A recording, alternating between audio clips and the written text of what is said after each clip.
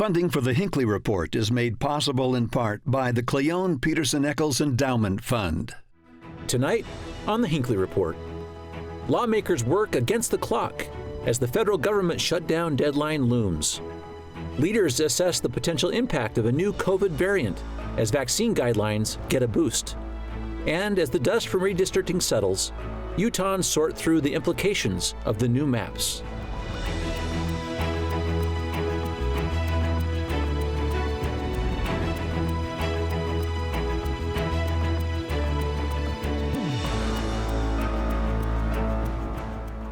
Good evening, and welcome to the Hinckley Report. I'm Jason Perry, Director of the Hinckley Institute of Politics. Covering the week, we have Jason Lee, co-host of the Voices of Reason podcast, Michelle Quist, columnist with the Salt Lake Tribune, and Thomas Wright, former vice chairman of the Republican National Committee and former chairman of the Utah Republican Party. So glad to have you with us tonight. A lot happening in D.C., a lot happening in the state of Utah. I want to get right to it. Thomas, let's start with you. We began this week wondering if the federal government was going to shut down again. So we were all talking about, the news was talking about, didn't quite happen. Utah had a little bit of a piece of this through our own Senator Mike Lee. I want to get to that in just a moment. But talk about sort of what happened, sort of the negotiations that were happening in D.C. around that potential shutdown. Yeah, it's funny what they can get done on a Thursday night when they all want to go home for the weekend. And that's usually how it goes. But, you know, Jason, it has been since 2003 that our Congress has adopted a budget by the April 15th deadline. The budget process and system in Congress is broken. It's hurting Americans. It's become a political weapon. It's used to leverage the issue of the day, and that's really hurting Americans. Senator Lee's become synonymous with this. In 2013, he used it as a lever against defunding Obamacare. In 2015, he used it against the surveillance program that the federal government was implementing, and then I think he did it again in 2019. And so it's become a weapon for other issues, and that's driving our debt up. It's causing really irresponsible spending. We need to separate those two, because I believe that all Americans, Republicans and Democrats, believe our national debt is our greatest national security threat. We are doing our kids a grave disservice.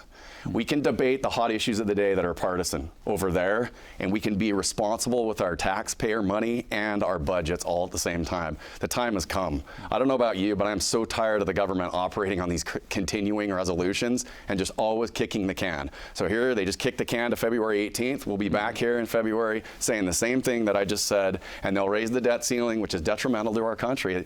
The time for reform is now. It's not partisan. It needs to stop. Mm-hmm. Michelle, to a couple of these points. One I want to get to is this idea of shutting down the government. There was a time that I remember where that was something you didn't talk about. That would have been an embarrassing thing, maybe, but it's not necessarily the case anymore. Is that true? No, it's very normalized. It's very typical to be having this conversation all the time. And so, no, it's not true anymore. It's kind of as a badge of honor now to use this. Well, look what we can do. It's not a good idea for Utah. There are so many federal employees in Utah. It's not a good idea for December, when the holidays, when people are already under stress for extra spending, to have this threat of not being paid. That's huge. And for a senator who's up for re-election in 6 months, it's, Utahns, can coalesce around this idea of, we're against this, the mandate for testing. I know a lot of people call it the vaccine mandate. I call it the testing mandate because it's really about testing that what is being mandated. But, Utahns are against that, and that could be a winning issue for Senator Lee. But stopping their paychecks, that's not a winning issue for anyone. Jason, talk about how Senator Mike Lee was trying to navigate this kind of through the Utah lens, because what Michelle and Thomas both alluded to is right. Utahns don't really love the government shutdowns, but the majority of Utahns also don't love this vaccine requirement that was put in place. And that is at the heart of what Mike Lee was trying to do when he was threatening to shut down the government. It was over the funding of this President Biden's vaccine requirement. Let's go back to what Thomas said. We're supposed to separate those two things. If Mike Lee is supposed to serve the people's interest in Utah, with all these federal employees, for him to suggest that he wants to stop their paychecks, by the way, while he'll be getting paid by us, which is hypocritical on its face, he is part of the problem that we have in Washington. These hypocritical, I don't care whether you're Democrat or Republican, but in Utah, generally speaking, they're Republican. They use these issues as weapons to the detriment of the people they serve. And so to me, to suggest that he was going to be the impetus for helping shut down the government potentially shows that he does not care as much as he purports to about the people who elected him. But we get the legislators that we deserve because he continues to be reelected. And if this happens again, if he gets elected again, then it tells him and others like him in Washington that they can have these kinds of attitudes that are detrimental to us, the people that they serve, and yet we will still continue to elect them. So it is incumbent upon the electorate to do something about having people like him and others in office and making these kinds of decisions using important issues as political weapons. Well, I mean, from a pure political standpoint, what Senator Lee did was brilliant because now he has 50 Democrat senators on the record voting for a mandate. And heading into a re-election when they're trying to take control of the Senate, that is going to hurt a lot of them in the states where the mandate is not popular. But I get back to what I said before, and it's not just Senator Lee that's the problem. I blame every sitting president, the sitting president and every president in the last 50 years and every member of Congress for where we find ourselves on the debt and the budget problem. We have to stop and realize that it's broken. The government is not budgeting. They're not doing what everyday Americans do. And in an inflationary environment where people are having a hard time affording their groceries and their gas and they're trying to adjust to this crazy economy and this pandemic, doesn't our government owe us the same responsibility that they require of us? We don't get to pay our taxes late. We don't get that freedom to kick the can and pass a continuing resolution to borrow money against our obligations. Why do they get to do it? Why are they holding themselves to a different standard? That's the problem. And every member of Congress now and over the last 50 years holds a responsibility for that. And I'll just add one point, Jason. 50 years ago, 70% of the budget was discretionary. And 30% of it was direct, right? Now 70% is direct, meaning that 70% of the funding is already set in place by Social Security and Medicaid and Medicare and a lot of these programs. So the amount of discretionary spending that this country has is shrinking, right? 30% of it left with everything we have going on. We've got to stop fraud, waste, abuse. We've got to find overlap. We have to cut programs when we add new ones. We've got to find efficiencies. Think of all that's changed in the last 50 years with accounting, finance, and economics. And we're not using any of those tools in Congress to save the taxpayers' dollars and to make a more efficient government. It's ludicrous. It needs to change, and now is the time to do it. Mm-hmm. Jason, you had a comment? Well, I guess that's one issue, but I still feel like he's obfuscating the other thing that people like Lee, you and Chris Stewart and all these guys, and I guess if you were in a Democratic state, they would be doing the same thing, right? We know this is political. But instead of operating in our best interests, we, the electorate, allow them to continue to behave this way. So I'm not letting them off the hook, but I'm certainly not letting us off the hook either. And I'm not letting him off the hook, Thomas, because you can't say in one way all of them are being irresponsible, and then on the other, kind of say that the guy that is in his party is being irresponsible, but then let him off the hook for saying it's brilliant that he did this so that he could make this point. No, what he did was terrible. It was terrible to the people he serves. It was terrible politically speaking. You cannot operate in a way that hurts the people you serve. We have to do better. He has to do better. And the people who criticize him have to be. You can't be hypocritical. You got to call it straight up, right down the line. And sometimes I feel like we don't do that enough. We need to hold these people accountable. I want to be really clear, Jason. I have strongly said on this program, in this seat, that I think the time needs to end. I think it's wrong. But one person in Congress can't make the change, right? There's 100 senators and there's a few hundred Congress people. They are going to have to work together to solve this problem, right? And because I think something was a good political move doesn't mean I agree with it, nor do I think it was the right thing to do. But politics does exist in Congress. I want to see a process where the budget is separated from all these political political issues. I am a fiscal conservative. I think the national debt is our greatest national security threat. We are burdening our children and our grandchildren. There will come a day of reckoning. There always comes a day of reckoning on debt. I'm a business person. I understand leverage debt. This has gone way past that. The time for having that discussion is now. It's not a partisan issue, and I agree with you. The citizens of this country should demand that that be separated from these political issues. Michelle, one last point on this that I think is interesting in terms of how it gives us a preview of what's going to come during this next election cycle, too, because what happened with this vote really is it was separated into two votes. There was Senator Mike Lee and a few others. They sort of, let's take a first vote on this, making sure we don't use any federal funds for this mandate. That's the one that failed, and as Thomas referenced, it didn't get a simple majority, got 50 votes. But I'm curious what you see coming for the next election cycle, because after that failed, then they voted on the continuing resolution that we just talked about until February 18th. Is there anything you see through your political lens from that discussion right there that may get into this next election cycle? Well, I mean, vaccine will be in the next election cycle. What won't be in the next election cycle is anything about the budget, is anything about the fact that, you know, that there's always this dooming or, you know, over looming, I forget the, you know, I don't know what word I'm trying to think of, but this idea that, well, we could, if I don't like the issue that you're talking about now, I could stop the federal payments. You know, that's not going to come up in the election, but what is the vaccine. Mm-hmm.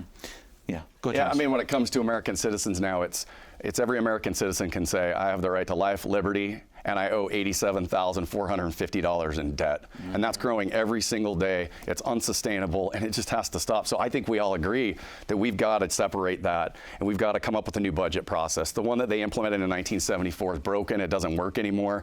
And we've got to factor in this political climate that we're in. But I love what Jason said about we, the citizens, have a responsibility as well. It's not enough for us to sit here and point the finger at the elected officials. We are the ones that are electing them. We need to find people who are willing to make these hard decisions, that are less interested in their approval ratings and re-election, and more interested in loving their country and doing the right thing for our kids and grandkids.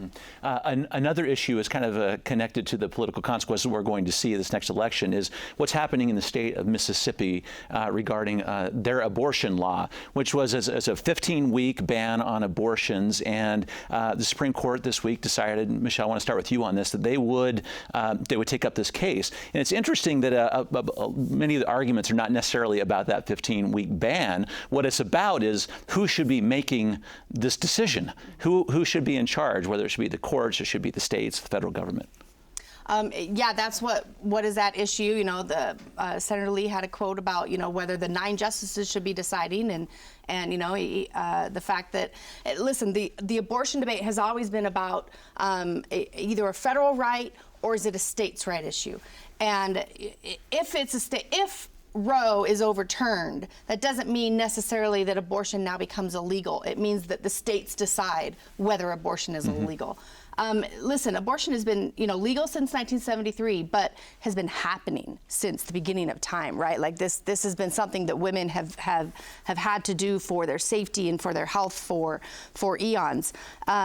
It's a states' right issue if it's a very straightforward, you know, Utah legislation. You can't have it here, but you can go to Nevada and have it. It's not a states' right issue if you have something like a Texas statute that says you can't have it here.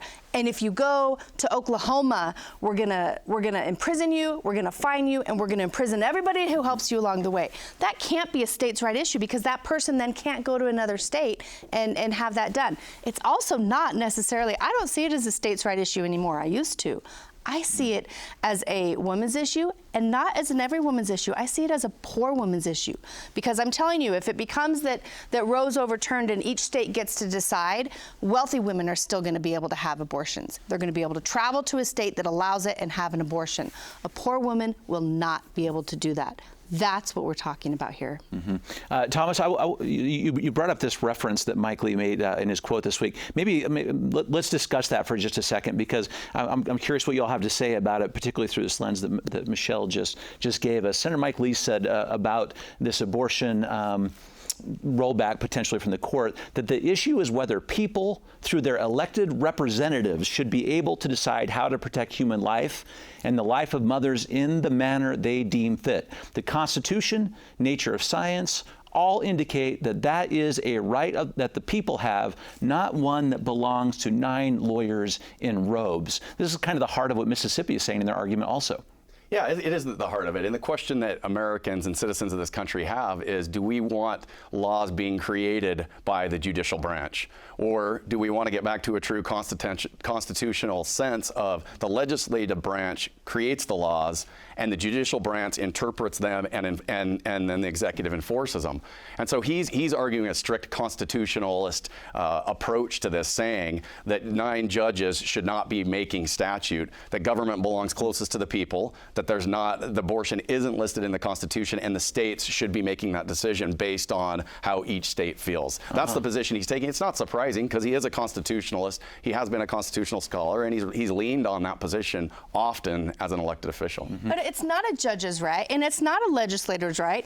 It's a woman's right. You know, we want to talk about mandates. This is, you know, a vaccine mandate. This is a pregnancy mandate. We're talking about a woman who gets impregnated by a man who's being forced to carry the pregnancy to full term. That's a pregnancy mandate. Why is it not a woman's right? If it's an individual right, then it's protected by the Constitution. If it's a state right, then we're talking about something else. But you can't just say it's either a judge's right or a legislator's right, because it could be something. It could be a women's right too. Jason, I want to jump into this real quick. So, you know, we talk about individual liberty in this country all the time. This is one of those cases where, as a man, never going to have an abortion. Other than one person on this panel, we will never have this decision to make for ourselves. And if you are an individual, you should be able to control your own destiny as much as humanly possible. To suggest that 9 justices, or anybody else for that matter, are going to be able to curb the individual liberty made by a person who has to deal with this by themselves, because none of us have to deal with it going forward, whether it's if they want to have one or not, because nobody wants to have an abortion. It's not any kind of fun thing you want to jump out and do. We have to look at this as an individual liberty issue, and I hope the court, and we use the court as this final arbiter, because states make some laws that may or may not be constitutional, and the justices are there to interpret it so that the best interest of all the nation is served. This is one of those opportunities, sadly, that it's come to this, that they're going to make a decision that hopefully will be in the best interest of the individuals who may have to make this decision. Even more, this isn't just about states' rights. This is about states' rights versus, you know, like I said, a woman's right to decide what's going to happen to her body. We're having this entire conversation about health and our right to make health decisions. You know, you don't have a right to put a needle in my arm, but you have a right to have me, you know, take this pregnancy for 9 months, 10 months. I'm the only person on this panel who knows what that means, right? It is a huge health decision, and women are the only ones that aren't making it. Mm-hmm. Speaking to that point, just a final note on this, Thomas, is several states. I mean, we have 12 states in the country who have passed what we would call trigger laws. And they're laws that have been passed saying if Roe v. Wade is overturned, this immediately goes into effect. And Utah is one of those. 2020, a bill is passed by our legislature, this sort of waiting. In fact, with that language, if Roe v. Wade is overturned, then this prohibition with some exceptions goes into effect. Yeah, and I remember that bill being passed. Utah is one of those states, which is why they supported the Mississippi case and supporting it going to the Supreme Court. These are interesting times we live on. Roe v. Wade is one of the hottest Supreme Court decisions in the history of our country. It's been hotly debated over many, many decades, and it looks like the Supreme Court at the end of the term, before they adjourn in June, most likely will give us a ruling on that, and it will be interesting to see what happens. But one thing I want to add here is, you know, I am pro-life, and one thing that we haven't discussed is the rights of the unborn. You know, they have rights too, and some people, like me, believe that that is a human life, and they don't have a voice in the process. So I want to be sensitive, and I think it's interesting too that there's a lot of people in our country that are very conservative, and they don't want you know, a vaccine vaccine mandate, but then they want to mandate on abortion, right? So it's an interesting argument. But I believe that the unborn do have rights, and we should be fighting for those and factoring those into this equation. Can I just say, if we cared about unwanted pregnancies, we would do something to stop the unwanted pregnancies. These abortion laws don't reduce the number of unwanted pregnancies. Education, contraception, reduces the number of unwanted pregnancies. We've seen that in Colorado. It's the only data that shows exactly what helps reducing the number of unwanted pregnancies. What she said. Thanks, Jason. Let's talk about some of the people making these decisions that we elect here in the state, because I want to talk about some things that are happening now, some things going forward, because there are changes in our legislature that I'm kind of curious about. One, we're talking about redistricting a little bit here in the state, and we're starting to get a view of what might be a ramification of the redistricting. And it's interesting, the Republican state chair, Carson Jorgensen. Jason, I want to ask your thoughts about this. He's been going, in his political circles, saying that he thinks that after the lines have been redrawn, maybe the Republicans pick up 3 more House seats, the House in our state legislature, and they're from interesting spots. Claire Collard in Magna, Rosemary Lesser in Ogden, which is the only Democrat outside of Salt Lake City, and Elizabeth Waite from West Valley. So they're kind of looking at whether their districts became more Republican instead of less. How do you see this playing out? Not just for these particular positions, but for redistricting across the state? Well, it's sad to me, because I feel as though, as an exceptionally red state, we're only getting redder. And that is not to say I have anything against Republicans or conservatives. It's just that it doesn't necessarily represent the entire electorate of the state. It makes it so that one side, one point of view really dominates our political landscape. And I don't know that that's good for all of us.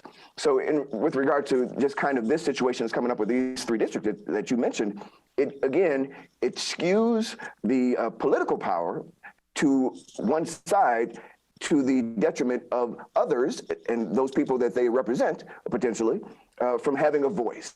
And we know that in Utah, the Republicans have a pretty large hammer, and they use it daily. And so I don't know that everybody, considering how this state has a growing population that is a little less conservative each year that the population grows. So who's going to represent those people if the lines are drawn in a way that doesn't really allow for that, since the people making those lines are specifically doing so to retain political power? There's no surprise that redistricting skewed Republican. The Supreme Court has already decided that political redistricting is legal. It was expected. There's a Republican supermajority in Utah. What else was going to happen? The redistricting commission, nobody should have been surprised how that went, because it was not, it was consultation. Again, with the words, Michelle, they don't have the constitutional right to decide. The legislature does. So none of that should have been a surprise to anybody. What I thought was a little unfortunate was that our minority communities were split. And, the demographics show that the minorities are growing in Utah, that's how Utah's population is moving. And I don't think it does us any good to split those communities, because they need a voice. One, in our last 30 seconds, Thomas, we're also, apart from the redistricting, we have changes even with legislatures. Interesting, some high-profile legislators stepping down, from Francis Gibson to this week, Representative Paul Ray. What does that say? Just in our last couple big seconds. Institutional knowledge there with Francis Gibson and Paul Ray, especially on health and human services. They will be missed for sure. But turnover's good. Change is good. I appreciate elected officials who realize they've served, their time has come, they want to go do something else. That's so healthy. I believe in that. There's a deep bench in the legislature. People will step up and run and rise, and new ideas will come forward. It's healthy. That's why we love this country. I appreciate elected officials when they call it quits. That's right. Thank you all for your great comments and insights tonight. And thank you for watching the Hinckley Report. We're so glad to have you with us. Stay tuned. We'll see you again next week.